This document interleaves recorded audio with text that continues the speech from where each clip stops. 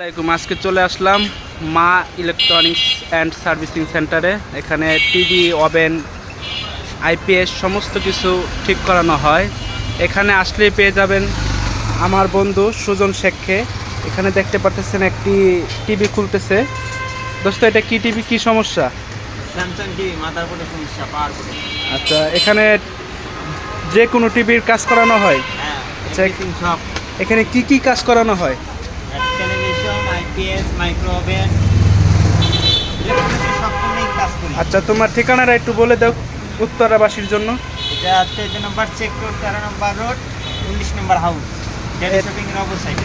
এই যে এই অর্ধনের সামনে ঠিক ডেলি শপিংয়ের ঠিক অপোজিট পাশে এখানে পেয়ে যাবেন মা ইলেকট্রনিক্স অ্যান্ড সার্ভিসিং সেন্টার। এখানে সমস্ত ওভেন রাখা আছে, এগুলো ঠিক করানো হয়েছে কাস্টমারের। আইপিএস আছে।